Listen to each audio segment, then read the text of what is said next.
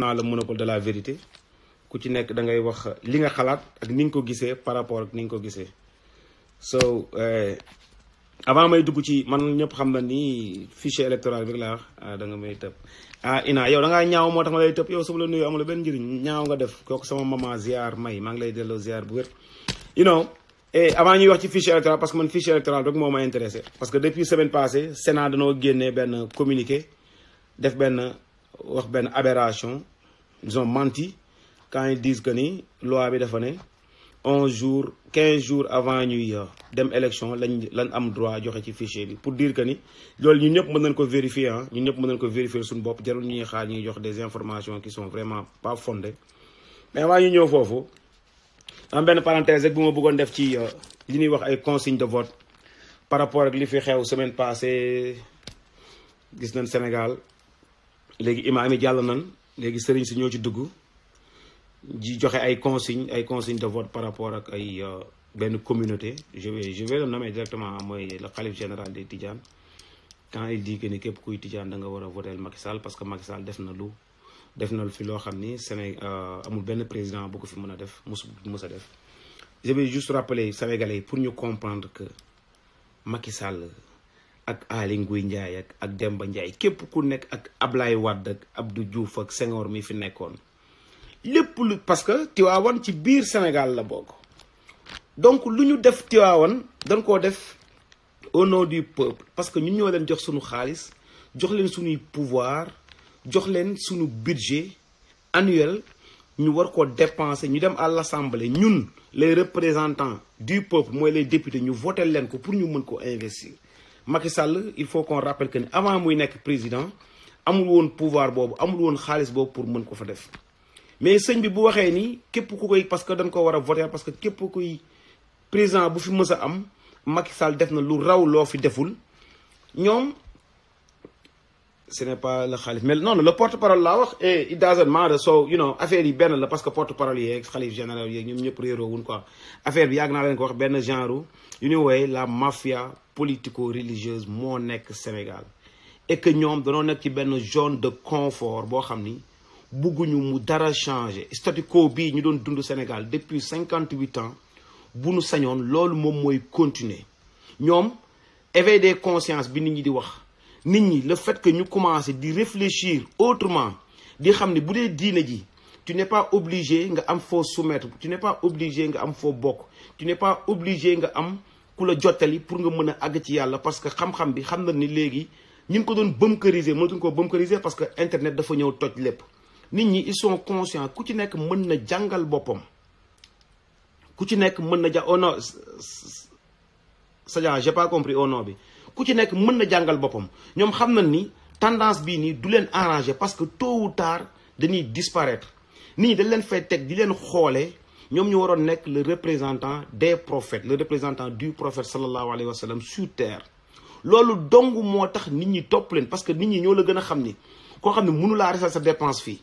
mënu laa jox kër mënu laa jox nga lekk mënu laa jox nga naan boo xiifee du ko yëg boo feebaree du ko yëg soo deewee dañuy ñëw ba ci yow dañuy ñëw ba ci moom tàggee la ko ne ko sa taalibe diw dee na kooku ñëpp Sénégal yëpp d'accord nañ ni kooku mënu laa taxawu àllaaxira loolu leer na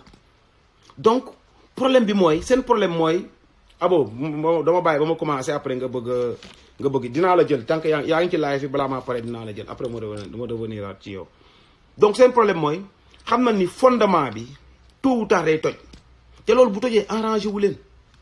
loolu bu tojee arrangé wu leen de un parce que seen zone de confort bi ñu nekk mooy que ni di surfer ci ignorance su sénégalais yi ci ignorance su talibé yi pour mën a exister dafay dañ ñoom xam nañ loolu moo tax ñuy continuer mais dañuy fàtte ni danoo nekk ci monde boo xam ne actuellement danoo nekk ci moment yoo xam ne Sénégal nit ñi il en a marre nit ñi danoo sonn nit ñi taluñu koo xam ni day ñëw mënu laa resal sa añ mënu laa resal sa ndékki mënu laa wax ne la demal votel diw te diw boobu nga xam ni bis boo ko votelee tamit sa situation du changer sa dara du changer dañuy sonal seen bopp dañuy weer seen bopp en quelque sorte parce que boo ko defee xam nga dëkk bu demee ba ñu toll ci boo nee justice ñu ne justice de merde la boo nee sëriñ ñu ne la intéressé wuñu ay ndigalam nga xam ni socle social boobu mi ngi toj te ñun effectivement loolu lañ doon wut parce que yàgg nañ dénoncé ni lii c'est une mafia politico-religieuse boo xam ni éveil des consciences arrangé wul politiciens yi en même temps arrangé wul aussi tamit sëriñ si parce que sëriñ si seen existence ñu ngi koy dépendre ci ignorance su peuple bi ci ignorance su peuple bi la ñuy exister ñoom bu parce que Sénégal da ngay gis sax même pour jiite pour julle gi demee noonu ñu naan ay diw moo ko war a def mais loolu mënul weesu aberration parce que diine ji amul sant alxuraan amul sant et c'est à la portée de tout le monde alxuraan indiwuñ ko pour diw moo ko war a jàng wala diw moo ko war a firi alxuraan yàlla da koo indiwu ko pour ay bu nit deewee ñu jàngal ko ay bu dëkk bi tawul ñu ne jàng leen alxuraan ñu jàngal ko ay bu ne lii dafa xew ci dëkk bi ñu ne nan leen wàcce ay alxuraan loolu taxu koo wàcc ay 149 000 kaamil yi ñu boole wàcc taxul wàcc alxuraan li ko tax a wàcc dafa ñëw pour indi message dafa ñëw pour wane nan la ñuy dundee dafa ñëw pour jàngal ñu àdduna dafa ñëw pour jàngal ñu yàlla li mu créé dafa ñëw pour nettali yonent bi li xewoon ci ginnaaw parce que kenn xamu ko woon ak li nga xam ni bu problème amee mu wàcc taxaw ni lan la ci alxuraan wax donc alxuraan gi amul sant il faut que ñoom ñu arrêté xam ni seen pouvoir boobu espèce pouvoir boobu mi ngi nekk ci yoonu effondré wu te loolu kenn mënu ko téye Sénégalais ils sont conscients de ce qui se passe léegi ils sont conscients donc boo ci waxee aussi da nga ciy ñaaw rek mais gars yi duñ la topp sérieusement et nous vous demandons pour respect bi ñu am ci yéen ak bi ñu am ci seeni waajur ak bi ñu am ci seeni maam ngeen maandu ci Sénégalais yi ban orientation lañ war a yor am ngeen droit nag am seet ku leen neex ngeen faral ko parce que citoyen bu ay citoyen ngeen am ngeen droit seet ku leen neex mais boo représenter toute une communauté ci communauté boobu mu am ñoo xam ni ànduñu ak waa ji mu am ñoo xam danoo ànd ak waa ji mu am ñoo xam ni dépendre ñu ci waa ji ñoom duñu sax voté nga leen taxaw di leen ko wax au nom de cette communauté ça devient grave jiite boo jiitee da ngay taxawaayee da ngay dina comme ndeyu seex ngay def da ngay tëddee ñaaxaandaay comme ça ñëpp mën a jot ci ween bi mais boo bëggee parce que Macky Sall li mu def Tiwaawan ci seen confort la ko def mais defu ko pour population bi parce que tabax na fa benn résidence wala tabax na mais loolu seen confort la yéen mais c'est pas ça qui reflète le peuple sénégalais wala peuple bi dëkk Tiwaawan wala ñi fay ñëw pour gàmmu si parce que quoi qu'on puisse dire tam activité bu fa mën a am aussi période bi fa gën a danse mooy gàmmu gi mais moment boobu noonu ñoom moo loolu mu def noonu ci ñoom lay dellusiwaat parce que ñoom élite yi ñoom ñoo fay nekk taalibe yi nga xam ni dañuy dajale pour am 700 wala 800 yu ñu passé ñëw Tiwaawan bu ñëwee amuñu fa accès ñooñu résidence boobu mu tabax amulu leen benn importance donc c'est pas que ni def na loo xam ni yéen arrangé na yéen élite bi yéen arrangé na yéen sëriñ si nga xam ne yéen a ciy jouir nga bëgg a taxaw ne def na lu fi kenn deful et même bu fekkoon ni def na lu fi kenn deful il l'a fait au nom du peuple sénégalais sunu xaalis la ko defee du xaalisu yaayam du xaalisu maamam du xaalisu baayam donn wu ko ok donc il faut arrêter te lan la leen Macky Sall yéen lan la leen Macky Sall mën a jox loo xam ni seen pouvoir spirituel joxu leen ko existé wul et bu fekkee ni nag da ngeen ne yàlla dafa ne yéen ay sàmm ngeen dama leen dénk njaboot gi ma leen dénk bu yowmal xiyaamee dina leen laaj nan ngeen ko yoree yéen nit ñi dañ leen yaakaar topp seen ginnaaw parce que danoo yaakaar ni mën ngeen leen orienté mën ngeen leen delloo ci yàlla mën ngeen leen fàttali buñ commencé fàtte seen diine parce que loolu day am fois day am moment bi muy yéeg ak moment bi muy wàcc moo tax yàlla naan fa zakir fa inna zikra tanfaul muminin day leen fàttali ndax fàttali day jariñ loolu dong lañ leen di doyee et sérieusement benn parenthèse boon boo xam ni jutane yi il fallait ma wax ko du ma dugg nag ci ay détails yu sew gi demee noonu du ma fi manqué kenn respect mais sérieusement soxlawuñ leen ci champ politique bi ngeen ñuy jox ay consignes wala ay orientation am ngeen droit nag faral ku leen neex loolu moom kenn mënu ko dénier kenn am ngeen droit faral ku leen neex loolu la woon loolu c'était juste benn parenthèse boo xam ni il fallait ma def ko avant ñuy dugg vraiment ci vif du sujet bi mooy comme d'habitude mooy fichier électoral bi et peut-être beneen bi sax mooy li xew actuellement nii mu fa laa waroon njëkkee mooy vraiment di def di dellu di jaale di rendre hommage aussi à Bruno Diatta ak di dellu aussi itam di fàttali li fi xewoon ci bateau Joola en 2002 ça fait 16 ans actuellement nii et comme ni ko sama copain waxee épave baa ngi ci suuf ba léegi nit ñaa ngi jooy seeni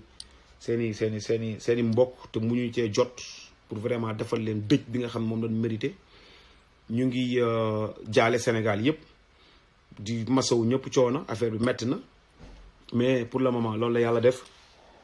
di jaale peuple sénégalais bi yëpp di rendre hommage aussi à Bruno Diatta comme ni ko gars yi di waxee un homme d'état man affaire bi lu la bett mën na ah lu bett mën na ñëpp ñu ngi wax discrétion par rapport ak travail bi ñu doon def ñëpp ñu ngi saluer aussi tamit le fait qu'il est resté républicain durant 4 mandats présidentiels yi nga xam yëpp ñoom la accompagné. Le seul regret bi ma am mooy le fait que ñun duñu bind quoi ça montre que ni nous les Africains dafa mel ni comme si l'histoire danoo créer histoire mu am benn gap boo xam actuellement dañuy nelaw peut-être mën naa am ñi ci kanam di leen yeewu. Parce que n'oublions pas que l'écriture a été créée par les Africains, a été créée en Afrique. Donc, ku mel noonu icône bu mel noonu koo xam dafa liggéey ci discrétion ñëpp xam ko waroon na mën a bind. C'est juste du dara lu grand c'est juste que ni c'est regrettable parce que loolu lañ doon ñaan yàlla ñun suñu génération xam nañ Bruno Diatta nekk nañ ak moom musuñu ko dégg sax mu wax la majeure partie d'entre nous musuñu ko sax gis mais musuñu ko sax gis en chair et en os mais you know. Et c'était vraiment, ça aurait vraiment être extraordinaire moom bu bindoon pour la génération future ñi nga xam ni dañ koy dégg bu boobaa te duñ ko gis ñu xam moom nan la doon mën a ménager calendrier nan la doon mën a def et puis bind cela ne veut pas dire faire des révélations non créer waxtaan wax ñu ay anecdotes expliquer nit ñi xam ni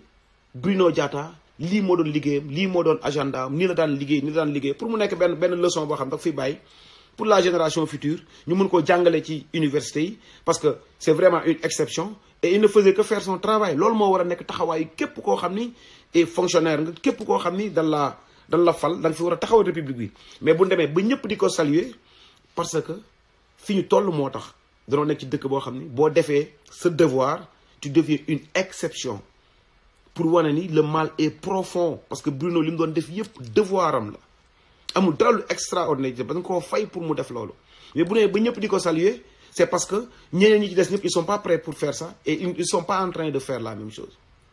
donc c'est une exception la boo xam ni malheureusement waru woon nekk règle bi mais moom moo nekk règle bi nii ok so ñu doon rek rendre ko hommage di ko vraiment jaale famille yëpp di ko jaale Sénégal you know et puis la vie continue son petit bout de chemin et il n'était pas irremplaçable. Il n'était pas indispensable et cela montre que ni kenn indispensable ci temps bi kenn irremplaçable fi peut-être nekkoon na foo xam amoon na expérience nekkoon na koo xam ne peut-être wóolu woon nañ ko mais vraiment on aurait aimé déglu wala gis ay bindam ñu loolu ñu mën koo jël transmettre ko la génération future bi nga xam ne ils n'auront pas la chance vraiment gis ko ils n'auront pas la chance fekkee ay affaire am te mënuñoo jàpp lu bari ci ma à part lu leen koy mën a légué mais il faut que ñun africains yi ñu delluwaat di vraiment di bind quoi bind dafa am solo parce que dafiy des lu fiy des moom dafa jar di bind pour nit ñi di mën cee jàng you know so loolu moo doon hommage moom laa waroon njëkk a commencé et malheureusement affaire bi ma emporté boobu you know ba ma dugg côté boobu beneen affaire bi mooy dégg naa benn aberration parce que gis naa ci journal yi ñuy wax naan ay Macky Sall demul ONU parce que affaire Petro-Tim bi bu demee dañuy bañ américains yi jàpp ko gars yi nag ñun Macky Sall dong lañ contre ak lu mu àndal mais sérieusement bu ñu demee bay wax yenn yi bu ñu demee bay sos yenn yi c'est pas contre Macky Sall c'est contre tout le peuple sénégalais Macky Sall est un président souverain d'un pays souverain même tey jii scandale bu mën a am ci Petro-Tim xaalis bu fu mën a luubal c'est du américains yi ñoom ñoo ñuy lijjantil suñu problème boobu suñu problème la ñun c'est interne ñun ñoo koy lijjanti c'est pas que ni luubal na xaalis Sénégal ci problème mu Petro-Tim que bu ñëwee États-Unis dañ koy téye c'est ne pas respecter le peuple sénégalais nous sommes un peuple souverain américains yi sont pas nos gendarmes ba Macky Sall bu waree ñëw ONU ñu koy téye et puis sax ONU c'est pas ça se passe pas aux États-Unis parce que ONU kuy ñëw ONU dafa am benn périmètre boo xam ni fàtte naa exactement ñaata miles la mooy ay kilomètres dafa am benn périmètre boo xam ni boo fa ñëwee pour ONU da ngay am immunité kenn du wax ak yow kenn du la téye boo gënoon nekk koo xam ne tu es recherché partout au monde ONU tax laa jug nga ànd ak sa délégation ñëw kenn du la téye parce que ça se passe pas aux États-Unis donc c'est pas aux autorités américaines ñuy téye Macky Sall loolu moom nan waxante dëgg li ñuy bañ Macky Sall yëpp nag loolu moom doon ñu ko woon permettre benn parce que dafa nekk en service ñun la truande ñun ñoo koy lijjanti suñu bopp suñu pompe pour combat kenn du ko délégué et c'est pas aux Américains ñëw naan ñu dañuy teel Macky Sall bi ma gisee journal damaa tiit dama ne mais journaliste bi bind lii est-ce que moom déjà xam na lan mooy Nations Unies est-ce que xam na immunité bi am aux Nations Unies est-ce que xam na ni Nations Unies buñ ko waxee moment boobu dañuy considérer que ni virtuellement ça se passe pas aux États-Unis c'est sur un terrain neutre malgré que ni siège bi foofu la nekk mais virtuellement noonu lañ koy waxee dañuy wax ni Nations Unies c'est pas l'Amérique soo bëggee boo ñëwee ànd ak sa délégation bi jeex nga bëgg a dem feneen dañ ko bañ ba boo ñëwee garde corps yoo mën a indi aussi tamit Nations Unies ñoom ñoo lay garder léegi nag boo demee ba affaire bi jeex nga bëgg a dem feneen loolu après sa yoon newu ñoom seen yoon newu ci il s'en fout mais moment bi nga fay nekk période bi am na benn périmètre am na benn circonférence boo xam ni boo fa nekkee ci Nations Unies ngay nekk ñoom ñoo lay garder am nga humidité am nga tout donc Macky Sall bu bëggee dindi bu bëggoon ñëw ONU du ay problème bi mu am ak Petro-Tim sàcc suñu xaalis wala jox ko rakam ak et cetera moo koy teree ñëw parce que bu ñu dee ragal américains yi téye ko loolu moom c'est une aberration journalistes yi xool leen bu baax yi ngeen di wax information yi ngeen di jox nit ñi dee leen ko vérifier affaire yu ñàkk fayda affaire yu c'est et puis c'est nul quoi ngeen naan ay bu ñëwee fii américains yi dañ koy téye parce que affaire yu Petro-Tim c'est nul c'est très nul merci bien Dieu pour un poste de bouffon ok donc léegi man li ma intéressé nag mooy ndeyu mbili gi mooy le fichier électoral bi Sénat danoo génn barki démb ñu ne fichier bi dinañ ko joxe 15 jours avant les élections 15 jours avant les élections la ñuy génnee fichier électoral pour mën ko joxe candidats yi ne loolu la code électoral wax alors que ay c'est des mensonges fondés n'oubliez pas que ni Sénat Doudou Ndir moo fa nekk te dafa waroon te demoon na retraite ñoom seen mandat déjà jeex na depuis 3 ans Macky Sall moo leen maintenir pour te dire que ni le gars est prêt pour forfaiture yi muy def yëpp ku ci nekk am na kenn fu mu fa teg koo xam ni c'est juste pour mu mën ko jàllale forfaiture bi déjà quand bu ñu Sénat di wax ni 15 jours avant la c'est des mentions parce que loolu article 11 lan dem jëli ko dem jël alinéa 7 interpréter ko ñoom nu mu leen neexee mais comme je dis toujours que ni danoo nekk ci monde numérique nit ñi soxlaatuñ ku leen di nax ku leen am na yoo xam buñ la ko waxee da ngay dem nga vérifier sa bopp nit ñi yooyu kenn mënatul bunkeriser information boo demee ci article 11 alinéa 7 dafa ne fichier yi nga xam ni moo concerne les bureaux de vote mooy registre d'aménagement bi d'émergement bi mooy bu ñëwee 15 jours avant les élections danoo war a jël fichier yi nga xam ni par bureau de vote ñun laaju ñu fichier par bureau de vote parce que foofu excès gun fa te loolu concerné wul lu dul les candidats les représentants des candidats actuellement xamagun kan mooy candidat donc article bii ñu bëgg a dugal fii bëgg ñu koo naxloo munul nàkk munul jàll article 11 bi dafa wax lu leer fichier par bureau électoral pour les représentants des candidats candidats yi mënuñu koo xam lu dul 30 jours 29 jours avant les élections la ko conseil constitutionnel di wax et bu boobaa ba ñu xam ñii ñooy candidats yi 15 jours avant ñooñ danoo war a am le fichier détaillé mooy fichier par bureau de vote ku ci nekk représentant yi représenté parti ci bureau de vote yi ñooñ ñu jox leen ko ñu mettre ko à leur disposition mais bu ko Sénat waxee tey mooy wane ni ñoom ils sont pas prêts pour fichier bi nga xam ni moom lañ war a jox sénégalais yi moom lañ war a jox surtout les partis politiques légalement constitués comme ni ko article L48 waxee ak L51 les partis politiques légalement constitués moom lañ war a yor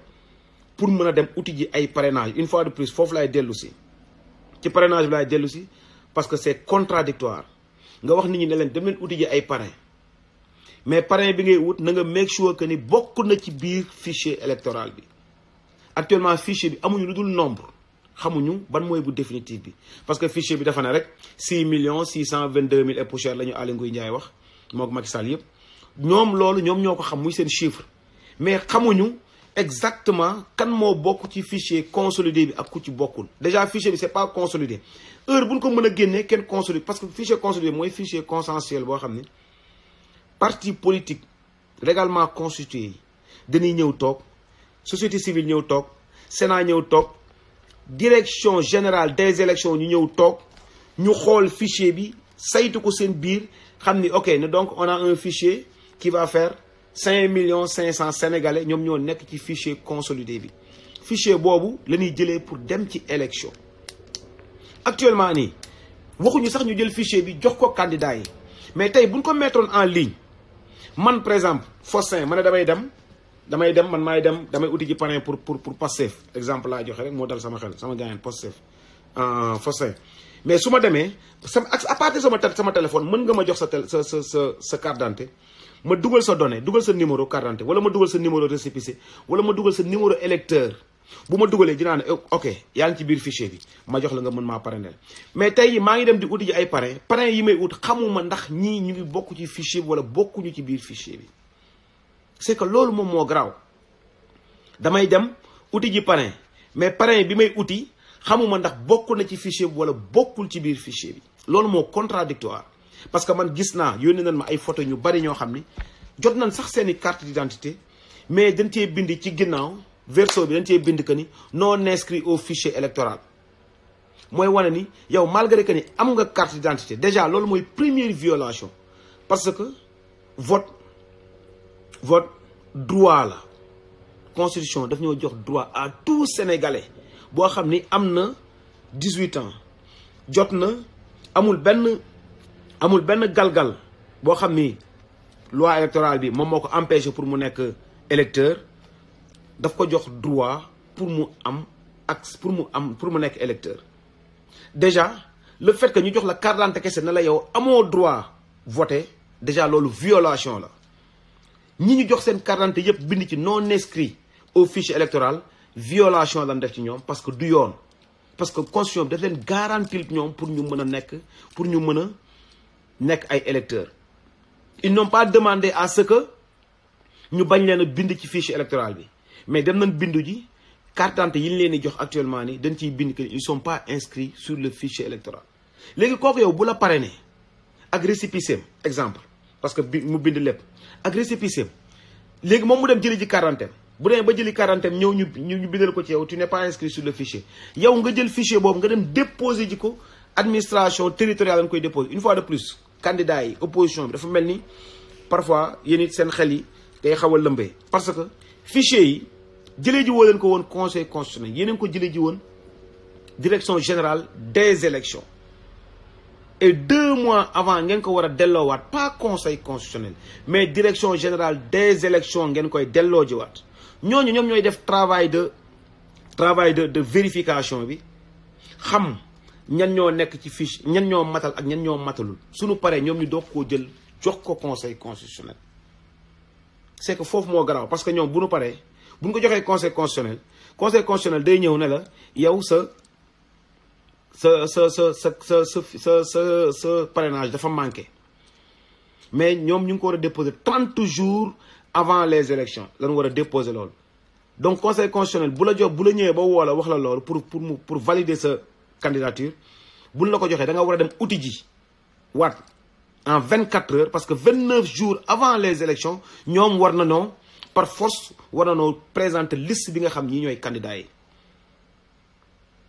1 jour ngay am pour mën a remplacer ñi nga xam dañ leen génnee ci fichier bi. deuxième bi mooy dégg ngeen Macky Sall mu ne ñoom 3 millions de parrains lañ bëgg et pourtant loi bi dafa ne 0,8 ak 1% donc ça fait entre 6 millions ça fait entre 66 200 et poussière ak 52 000 et poussière ñoom mu ne 6 millions lañ bëgg 3 millions de parrains lañ bëgg bëri na sax ñu ko wax 3 millions de parrains yi ñaari danger moo ci nekk de 1 mooy ñi nga xam ni danoo dem ñu obliger leen ñu parrainer sans leur accord am naa ci benn exemple actuellement nii boo demee HLM bu moon tudd tur mais dinaa tudd tur boo demee koñu Mansour Mbaye foofu dafa am benn pas Mansour Mbaye ku ñu dëkk HLM mën nga noo dem vérifier danoo am benn mouvement donc ñoom Macky Sall la ñuy jàppale. Ce qu'ils ont fait danoo dem ministère de l'intérieur ñu jox leen ay carte d'identité ñi dëkk HLM ñu bari jarul ngeen di dem ministère de l'intérieur wala benn préfecture boo leen demee ci tente boobu ñu def ginnaaw kër Pa Mansour Mbaye danoo dem jël ay carte d'identité ñi dëkk waa HLM xam na ni ñii fi leen dëkk ñu leen di woo pour bu ñëwee ñu jox leen seen carte d'identité mais da leen obligé ñu signer parrainer leen donc loolu moo garaaw wala même avant ngay ñëw signer déjà ñoom ñu ngeeg sa carte d'identité déjà de un carte d'identité yi waruñu ko woon jox carte d'identité yi lii mooy li gën a garaaw carte d'identité bi waruñu ko jox lu dul administration territoriale soit préfecture wala police wala au moins ñu créé woon li ñuy woowee benn comité ad hoc boo xam ni dañ ciy d'accord ànd ne ok les carte d'identité yi nañ ko yóbbu ci communes yi wala carte d'identité yi nañ ko yóbbu ci chef de quartier yi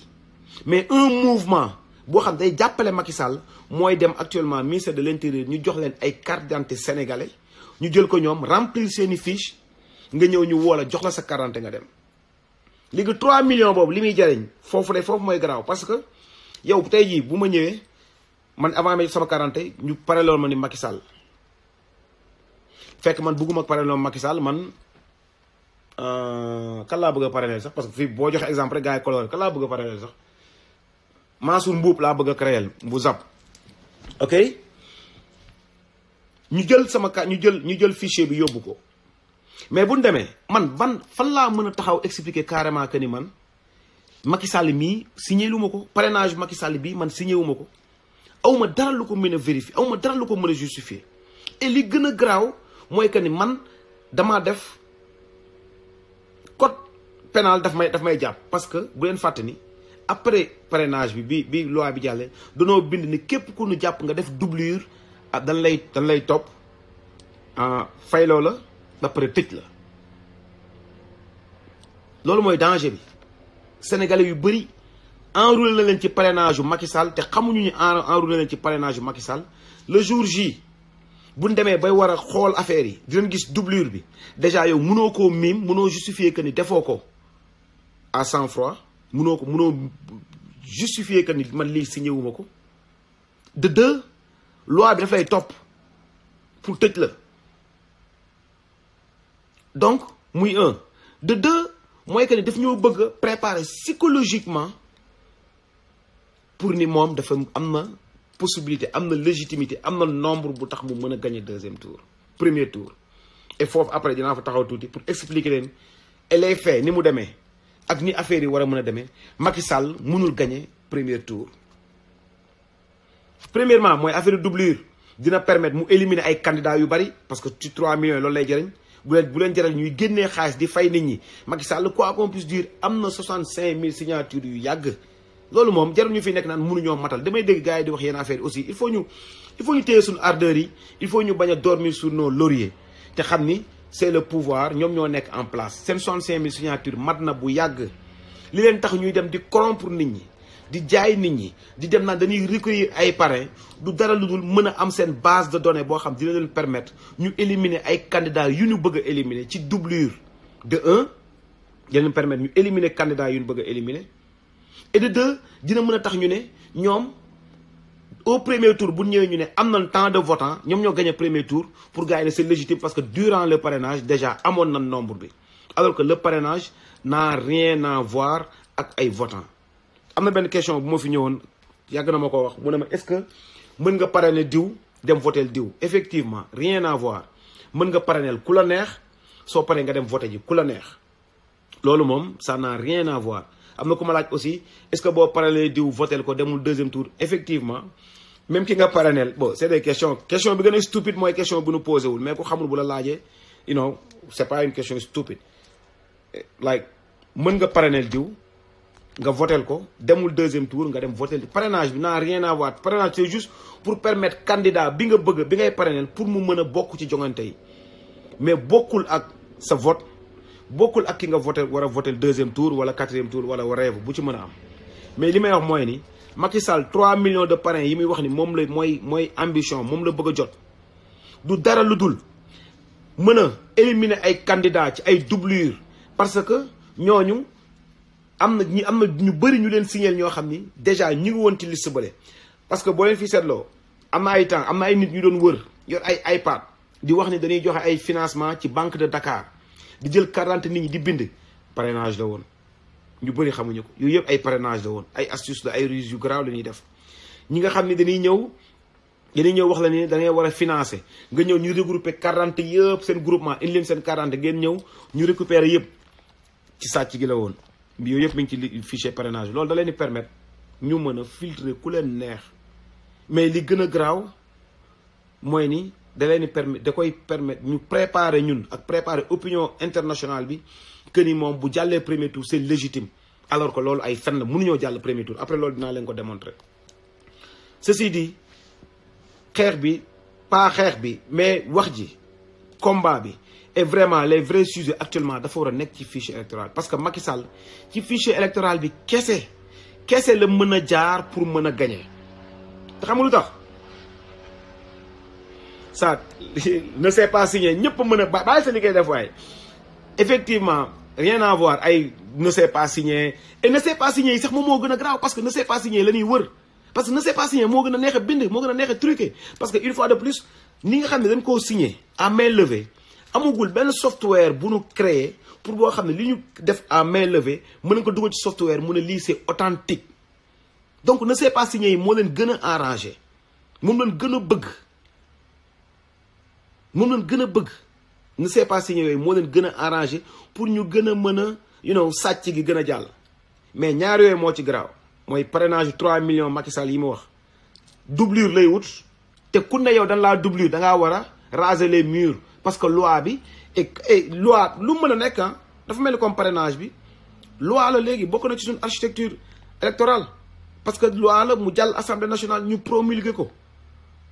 loi pénale boobu nga xam ne boo amee doublure dañ la war a jàpp tam même chose la jàll na assemblée promulguer nañ ko ba pare donc boo amee doublure yow da nga war a raser les murs waroo wax boo ñëwee tey ñu ne la yow da nga signal Macky Sall signal zap danaan la noppi wala si ñu tëj la ba pare amende la donc c'est fait à dessein loolu ñoom ñoo ko tey loolu moo gën a garaaw deuxième bi mooy préparation opinion bi pour xamal leen ni carrément que ni man am naa légitimité parce que man durant parrainage bi rek facilement j'ai recueilli 3 millions de signatures alors que moom xam na ni Macky Sall xam na ni mënul dépasser 2 millions de votants mënul dépasser 2 millions de votants moom loolu leer na ko ok parce que bu ñu jëlee li fi xew yëpp Macky Sall en 2012 premier tour su ma juumul mi ngi amoon 719 367 voix mu nekkoon 26,58%. deuxième tour mu am 1 900 et quelques voix deuxième tour ñu ñëw législative yi passé Macky Sall a eu 1 633 000 et poussière de voix moom la am ci législative yi mu nekk benn 49%. donc moom wóor na ko ni quel que soit alpha mënul dépasser ratio 1 800 jàpp 2 millions moom xam na ni mënu ko dépasser moom loolu leer na ko te actuellement nii fichier bi mi ngi à 6 600 et poussière mais ci biir 6 622 000 yi parce que durant les législatives il y avait 6 200 mais 5 millions et quelques ñoo nekkoon ci fichier parce que ñi ci des yëpp jotuñu seen carte actuellement nii tant que Sénat à 30 jours des élections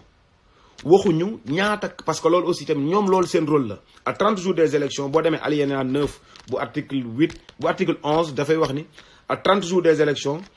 Sénat war na noo génnee war na noo def benn bilan ne fichier général bi 6 600 et poussière la tant de cartes la ñu defar tant de cartes la ñu distribuer actuellement fichier consolidé bi tant la donc dañuy jàpp ni fichier bi dina dem minimum 5 500 jàpp 5 600 et sur 5 500 jàpp 5 100% de nous voter c'est sûr maximum benn 60% ñooy voter et 60% boobu ça peut faire benn 4 500 jàpp 4 800 alors ñun suñu objectif mooy fexe ba am le maximum de votants possible lu fichier bi lu nit ñi gën a participer ci élection yi Macky Sall di gën a wàcc parce que tey ji bu 4 500 sénégalais voté bu ñu voté 4 500 sénégalais bu ñu voté Macky Sall aura maximum 44%. Parce que 2 millions bu ñu ko joxee ratio bi gën a mag muy 2 millions du romb 44%. donc objectif bi à part dem jëli ji vraiment fichier électoral bi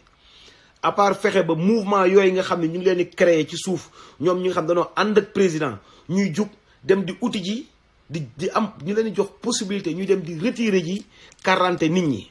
à leur insu. loolu lañ war a jéem a def le tout ba créer ay comité ad hoc yoo xam ni une fois mais c'est tellement simple pour distribuer carte yi c'est tellement simple carte d'identité buñ ko jëloon def comité yi ne dañ koy yóbbu léegi ci communes yi nekk Sénégal yépp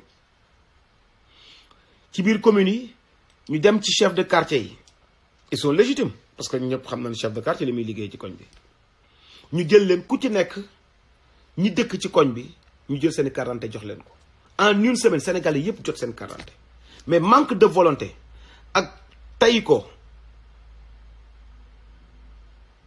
ak tay ko bañ a joxe manque de volonté notoire ak téye nit ñi ñu découragé bañ a jëli ji seen carte moo tax ñuy dem jël ay mouvement wala naan ay carte yi mi ngi ci préfecture nit ñi di def ay va-et-vient di dem à gauche ak droite. Et n'oubliez pas que on a dépensé 52 milliards de nos francs CFA. tey jii normalement ku ci nekk da nga waroon toog sa kër ñu ñëw fekk la fi nga toog sëñ bi yaay diw nga naa ñu la am sa carte d'identité mi ngi nii. 52 milliards de francs CFA lañ dépensé ba tey jii ils sont pas foutus defar reproduire carte d'identité yu mat waxuma la reproduction bi mais actuellement parce que Aliou Ndiaye def na le 31 août benn carte d'identité dootul des ministère de l'intérieur c'est faux 31 août passé na nit ñi ba léegi jotuñu seen carte. te loolu la waxoon si vous vous rappelez dafa ne 31 août bëggatuma benn carte d'identité di taxawaalu ci ministère de l'intérieur ba tey nit ñi jotuñu seen carte mais à part ça on a dépensé plus de 52 milliards ils sont pas foutus jox reproduire suñuy carte mais waxuma loolu mënuñu koo jot mënuñoo jot suñuy carte d'identité et pourtant benn volonté rek mooy ñu jugoon tey ji créer ay comité ad hoc créer ay comité communal dem ci communes yi dispatcher affaires yi jox ko chef de quartier yi Sénégalais yëpp jot seen carte d'identité mais ñoom loolu arrangé wu leen comme je vous dis Macky Sall am na benn ratio boo xam ni mënu ko dépasser moom wóor na ko ni mënu ko dépasser parce que 1 633 000 la jógee 1 633 000 yi man damaa gëm ni day wàcc mais du yéeg mais pour ne pas parce que damay bañ rek mu ñuy bett damay bañ ñu fi nekk di dormir sur nos lauriers di wax ni gagné nañ ko au premier tour Macky Sall kenn mënu koo gagné au premier tour au Sénégal il faut mu dem deuxième tour il faut ñu nangu affaire yi tey jii boo jëloon PDS bi nga xam ni durant les législatives ñu ngi amoon 530 et poussière mille ñooñu pour ñu gagner premier tour il leur faut minimum beneen 1 600 000 de votants pour ñu am benn 2 100 000 wala benn 2 200 000 pour mën a gagner Macky Sall au premier tour xam loolu mënul nekk qu'on se dise la vérité coalition bu mën a def tey jii boo jëloon par exemple kan laa mën a wax du ma jël ay exemple Sonko 33 000 la amoon donc je vais dire que ni il a besoin de 2 millions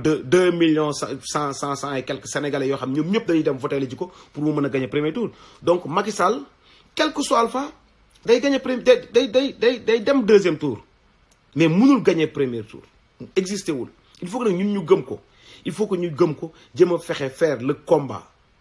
le seul qui veille mooy fexe ba fichier électoral bi ñu teg ci loxo xam lan moo ci nekk pas le fichier général on s'en fout parce que la majeure partie des sénégalais yi nga xam ne jox nañ leen seeni carte d'identité bind na gis nañ dañ cee bind non inscrit sur le fichier électoral c'est une aberration c'est une violation des droits des sénégalais yoo xam ni képp ku am 18 ans am nga droit voter c'est un droit bi nga xam ñu ngi koy légué les sénégalais ils n'ont pas demandé à ce que ñu omettre leen ci liste yi mais dañ lay jox carte d'identité bind ci non inscrit sur le fichier électoral c'est une aberration donc ñoom lii moo leen arrangé mais ñun peuple bi ak ñun quand je dis peuple je parle de l'opposition ñëpp ñi nga xam ànd ñoo Macky Sall lan lañ mën a def pour remédier lii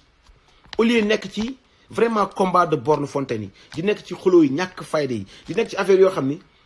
amul benn sens wala nekk fi di wax Macky Sall li mu def Macky Sall li mu sàcc waa këram li ñu def loolu ñëpp xam nañ ko. On dit deuxième tour sans Macky c'est pas possible il faut gars yi il faut que nan dal quoi nan dal you know waxtaan entre nous ñu parce que affaire yi ay chiffres la et chiffres yi ça mente pas mënul jógee 1 600 000 ñëw du am 600 000 Macky Sall bi muy dem premier tour Sénégal bi muy dem deuxième tour ak Ablaye Wade 700 et quelques mille voix la am deuxième tour lay da ko am 1 million 900 mais ñun tam foofu lañ ko war a yóbbu ñun foofu lañ ko war a yóbbu ñun dañuy jëm a fexe ba mu am ku mu demal deuxième tour mais nan la mën a demee moom deuxième tour te amuñu aperçu ci fichier bi nan la mën a demee moom deuxième tour te xamuñu fichier bi exactement lan moo ci nekk ñaata sénégalais ñooy voté ñaata sénégalais lañ ci omettre deuxième bi mooy ñi nga xam ne ñu ngi dem parrainage te ñi ñuy demal ñi parrainage yi ni wuti gi xamuñu exactement ndax ñii ñu ngi ci fichier wala nekk ñu ci fichier bi. On prend par exemple l'exemple de, on va prendre like, je sais pas, on va prendre 20 candidats. Parce qu'il y en a 87, mais on va prendre 20. 20 candidats sur 65 000, ça fait 1 300 000. 1 300 000, beaucoup de ci fichier, ça fait 5 millions, et 3 millions de votants, il y aura à peu près moins de 3 500 000. Imaginez que 1 300 000 personnes. Parce que fichier, une fois de plus, demul conseil constitutionnel. Fichier, nous avons yobouat, fin ko jëlé won, moy direction générale des élections. Xamné Ali Ngouille Ndiaye mo len coiffé. Fofu ngeen ni jël 1 300 000 sénégalais yo xamni présenter len ko len ñi ils vont pas voter pour nous. Té ñom am nañ 1 mois avant ñukoy déposer ci conseil constitutionnel parce que conseil constitutionnel 30 jours avant lan soxla bagage. Est-ce que boo leen yóbboo fichier yi ndax da ngeen koy def sous scellé est-ce que da ngeen koy def sous scellé ndax bi ngeen koy tijji yéen di ngeen taxaw fekkee est-ce que bu ñuy defar bu ñuy contrôler affaire bi est-ce que di ngeen ko fekkee yéen waa opposition bi est-ce que di ngeen fekkee ndax de un mooy boo leen defee fichier est-ce que da ngeen koy def sous scellé nga xam ne kenn du ko tijji ci yoon bi et bu ñu demee ba koy tijji est-ce que yéen di ngeen fa toog am fa ay représentants yoo xam dañuy toog bu ñuy xool authenticité parrainage bi ak yi valable ak yu valable ngeen mën a comprendre que ni bii effectivement baax na wala bii baaxul lan moo leen may yan levier ngeen am pour mën a contrôler loolu amuñu ko. Est-ce que c'est possible de réinscrire maintenant? Non soxna si kenn mënatul inscrire actuellement nii ñaar loolu c'est prévu par la loi l'article L51 ak l'article L52 moo ko wax ak L49 mu ne L49 ak L51 ñu ne bu ñu xasee tëj fichier électoral parce que daloo romb li ñuy woowee période contentieuse mooy période bi nga xam ni yow dañ laa bind dañ la bindal danoo jum ci sa adresse danoo jum ci say coordonnées da nga war a nekk jigéen yu bindal la góor nga et cetera et cetera et cetera loolu période boobu bu ñu ko rombee ba tëj fichier bi kenn mënatu ci yokk kenn mënatu ci wàññi kenn exception près yi rek mooy ñi nga xam ni danoo juum ci seen résidence te ñooñu il faut ñu dem ba Sénat confirmer ko ñu doog ko obligé dugal parce que dañ ne non obstante tëj nañ fichier bi ñooñu mën na noo rectifier tir bi ñooñu mën na noo rectifier seen tir mooy ñi nga xam danoo juum ci seen coordonnées danoo juum ci seen bureau de vote fi leen dugaloon baaxul mais période boobu romb nañ ko actuellement bul xasee tëj période contentieuse bi fichier bi kenn mënatu cee dugal kenn même ñi nga xam ni dañoo bind ils n'ont pas demandé à ce que ñu bañ leen inscrit ci fichier bi mais bindal leen non inscrit au fichier électoral pour je suis désolé mais mënatul leen cee dugal xanaa ñu def exception vraiment xeex ko Sénat gis ko et Sénat bii ma leen wax nii nee naa leen Doudou Ndir moo ko yor Doudou Ndir moom ak équipe am yëpp seen mandat jeex na moom war na dem retraite Macky Sall da ko fay maintenir uniquement pour mu koy jàllale forfaiture am donc ñooñu ils sont pas prêts à le faire et malheureusement romb nañ période contentieuse bi fichier bi kenn mënatu cee dugal kenn donc ce que je disais mooy dañuy permettre à Ali Ngouille Ndiaye ak administration ak Macky Sall jox leen potentiel 1 300 000 sénégalais yoo xam ils vont pas voter pour eux alors loolu dafa yomb pour changer seeni adresse pour changer ce lieu de vote pour changer ce lieu de vote wala ñu juum ñu tey ko juum ci parce que c'est informatisé lépp dafa nekk ci ordinateur c'est pas main levée nga xam da ngay topp benn di ko bind non. Après la date limite de la période contentieuse qu'il y ait non defuñu ko noonu qu'il y ait des erreurs non boo jotee sa mooy li ma la wax boo jotee sa carte d'identité ci période avant période contentieuse bi ci ngay xool sa carte lan moo ci nekk ñu war koo éditer war koo defaraat mais bu ñu rombee période boobu carte bi kenn mënatu koo éditer li ñu mën rek mooy bu effectivement bu doonoo juumee ci say coordonnées wala ñu juum nga gis ni yow te sa carte ñëw na mais dañ cee juum effectivement loi bi daf la permettre yow nga dem saisiraat Sénat wan leen ko ñu gis ko tenir ko en considération yóbbuwaat ko parce que yaa ngi ci liste bi ba pare yaa ngi ci biir liste bi ba pare xam nga danoo juum na ci say coordonnées ñu yóbbuwaat ko ñu change ko même boo nekkul ci biir liste bi ñu dugalaat la ci biir liste bi mais loolu exception kese la te boo demee ci code électoral boo demee article L49 dina la ko wax boo demee article L51 dina la ko wax mais loolu ay exception la je veux dire 1 300 000 sénégalais yoo xam ni duñ leen votel c'est informatisé pour nga ñëw ñu changer la ñaata nit ngeen gis durant les législatives nga ñëw yor sa carte d'identité yor sa lépp nga am sa bureau de vote nga ñëw ba ci bureau bi nga ñëw ba ci bureau de vote bi nga joxe sa carte d'identité ñu xool ne la yow nekkoo ci fichier bi fan nga koy waxee le jour J nga koy xam on te met devant les faits accomplis le jour J ngay xam ne yow bokkoo ci fichier électoral bi de un de deux nga ñëw ñu ne la yaa ngi dëkk Dakar ñu ne la yow Mbour nga war a voté ji wala yow Kaolack nga war a voté ji te musoo laajte à ce que ñu changer la sa adresse c'est que looloo tax looloo tax le fait que ñuy laaj fichier bi am solo parce que tey jii bu fichier bi génnoon boo dugalee sa carte di nga xam yow di nga dugal sa numéro carte def leen ko en ligne on a même pas besoin ngeen koy jox sénégalais yi benn par benn mais bu ñu ko defoon en ligne tey nga dugal sa numéro carte wala nga dugal sa numéro électeur dina permettre nga xam ndax yow sa boss tu es en règle wala tu n'es pas en règle soo nekkul en règle et que article L49 beeg L51 bi tenir la en considération mën nga dem ñu changer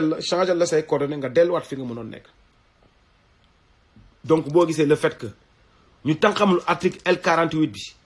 parce que boobu dafa ne bu période contentieuse bi jàllee bu ñu defee audit ba pare danoo war a publier et opposition bi pas opposition mais tous les partis politiques légalement constitués danoo am droit de regard ci fichier électoral bi la moo tax bëgguñu appliquer loolu parce que njublang biñ ci nar a def moo tax parce que Macky Sall quoi qu'on puisse dire dina fexe ba moins de 4 millions de Sénégalais vont voter donc le défi pour toute l'opposition mooy inciter Sénégalais yi ñu dem voter ji lu nombre bi gën a yéeg moom pourcentage am di gën a wàcc mais lu nombre bi gën a wàcc moom pourcentage am di gën a yéeg affaire bi balance la échec et mat la lu nit ñi gën a participer ci élection au Sénégal ren dépassé 4 millions Macky Sall pourcentage am di gën a yéeg xam nga ay waxi 54% la am 44% sax boobaa du ko am lu nombre bi gën a yéeg rek pourcentage am di gën a wàcc mais lu nombre bi gën a wàcc pourcentage am gën a yéeg parce que ñoom dañoo am benn ratio boo xam ne ñoom xam nañ ko c'est entre 1 million 600 jàpp 1 million 800 na leen jox sax 2 millions mooy seen ratio te 2 millions sur 4 millions ça fait 50%. Sur 4 millions 200, ça fait moins de 50%. Imaginez, sur 4 millions 400, ça fait encore moins de 48%. Donc, le nombre bi gëna yéeg ñom seen boss di gëna wacc. Do bloqué Ndiouga non ban bloqué Ndiouga du saga Ndiouga mom dafa lewet dafa baax rek bay leen ko rek mu faral Macky Sall amna droit faral Macky Sall na faral ku ko neex ñun mom ko faral baax na. Yaay dégg donc ñom loolu mo leen arranger moy na Sénégalais baña participer. Mooy na fichier bi bañ a leer mooy nan bañ a xam li nekk ci fichier bi ba 11 jours avant ñu soog a ñëw tegal ñu fichier électoral bu la tegalee fichier électoral 11 jours avant fan ngay demee ji defi ji ay fan ngay contesté ji Sénat ils sont informés Doudou Ndir bu demee ba sañ a jël article 11 bëgg ci sukkandiku ne dina leen jox fichier bi mais 15 jours avant la leen koy jox alors que article 11 bi ne ko 15 jours avant bi ça concerne les bureaux de vote pour les représentants des partis des candidats pas des partis mais des candidats la ko wax moom mu bañ a jëm am malhonnêteté jël article 11 boobu bëgg koo ëblati dem remplacer ko ak article L48 bi kooku il est prêt à tout parce que daf ne ko 15 jours avant na ngeen distribuer la liste par bureau dem leen lire ko alinéa 7 fii kenn dootu fi jàngal kenn du ay juge duñu dara mais bu ñu dara ñoree dañ ciy concentré wu loolu moom ñëpp xam nañ ko daf ñu ciy concentré wu lire lépp di ko xam di ko maîtriser actuellement ni code électoral bi di ko dalee ci kaw ba ci suuf amul loo ma ciy wax ma xam mu réer na parce que dafa maa ñor dafa ma intéressé dama ciy xëy chaque jour suba ba ngoon jot di lire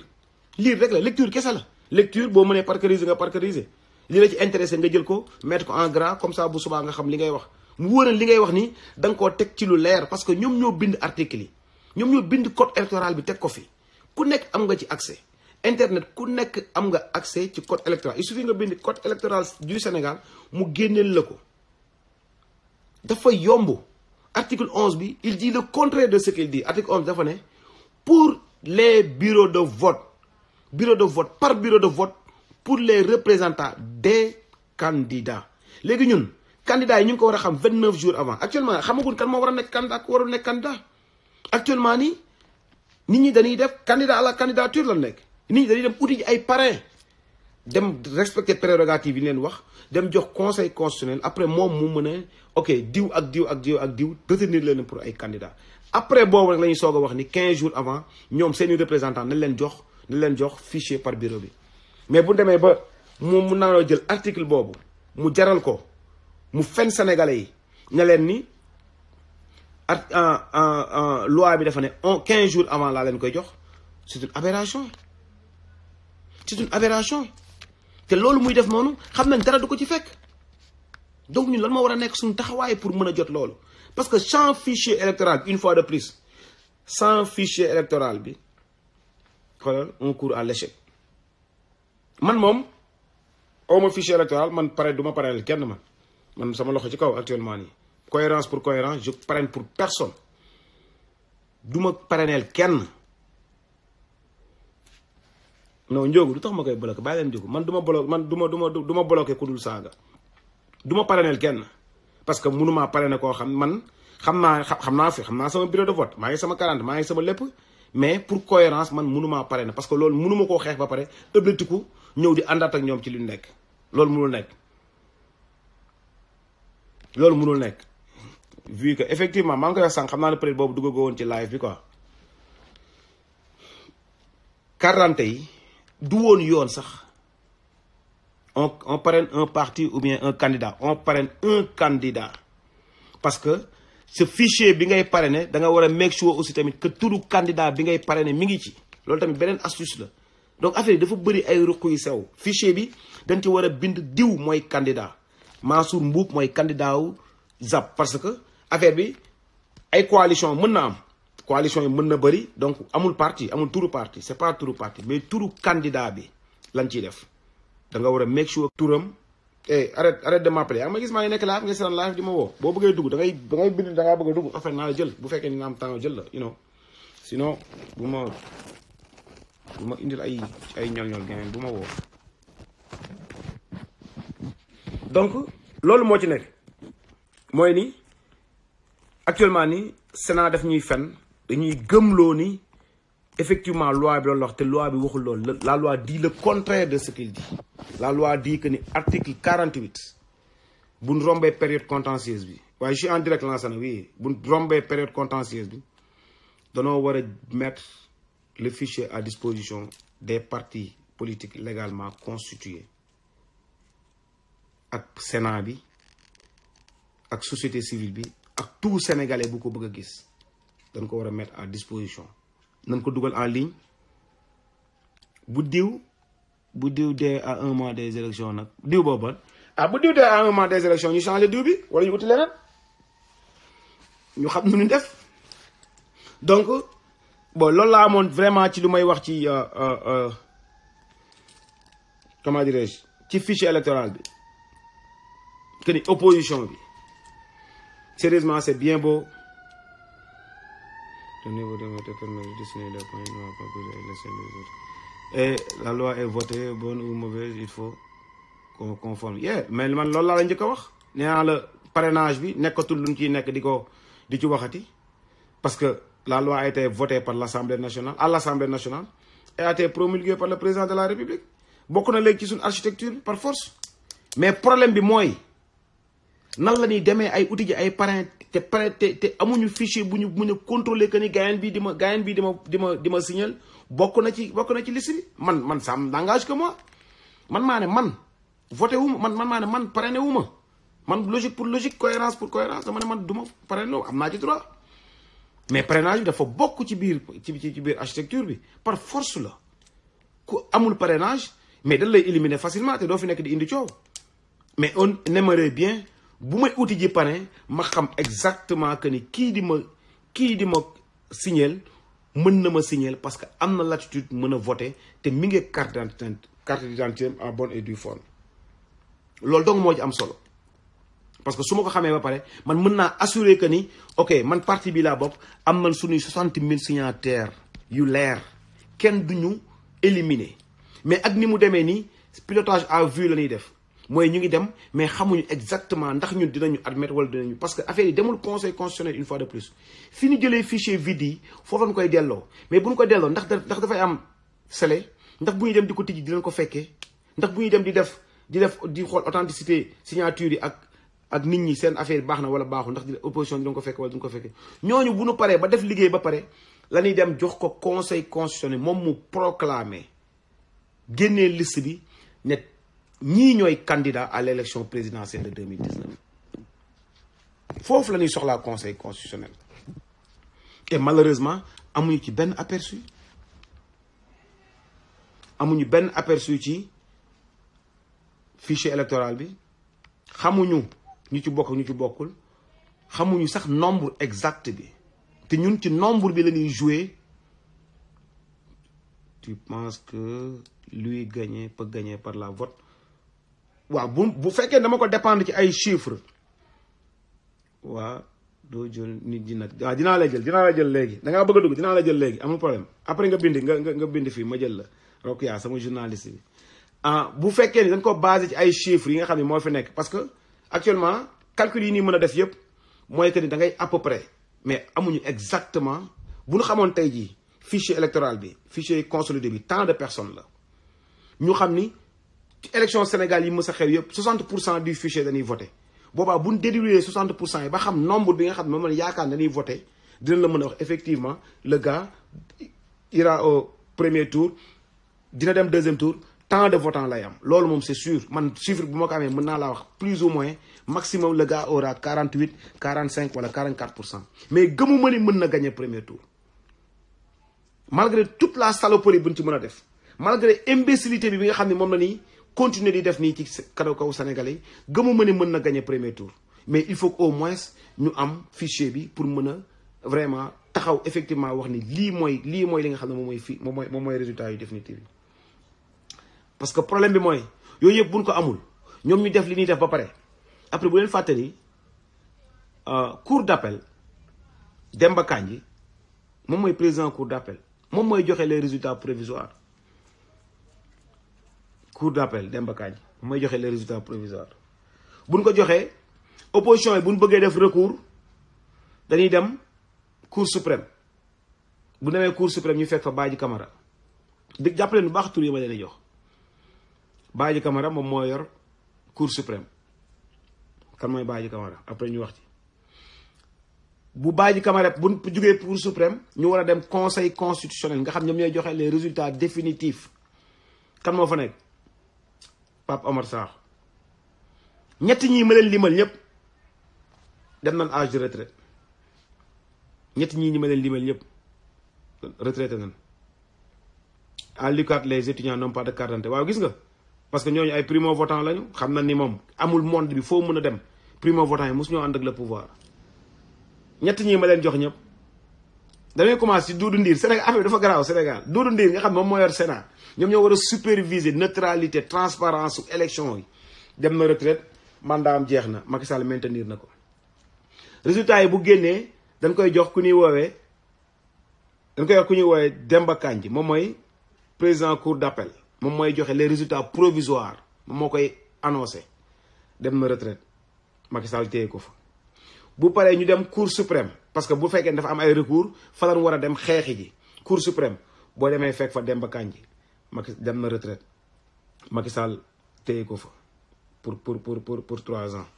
bu nu paree ñoom bu nu paree waa cour suprême bu nu paree ñu di war a dem jox ko conseil constitutionnel Pape Omar Sakho dem na retraite Macky Sall téye ko fa te ñoom ñëpp dañoo dem retraite Macky Sall yokkal leen 3 ans ñii mu defal leen ñii sax mu joxal leen rang ministre exceptionnel ñoom dañoo pare ci lépp Macky Sall dafa pare depuis commencement ñun ñoo pareegul mais moom pare na pour préparer hold-up bi ñi war a superviser da leen informé de ñi war a joxe résultat provisoire bi ñu ngi ci biir ñi war a dem recours xam ngeen ko mooy Badji Camara mi ngi ci biir ki war a joxe résultat définitif yi xam ngeen ko Pape Omar Sakho mi ngi ci biir ñoom ñëpp dem nañ retraite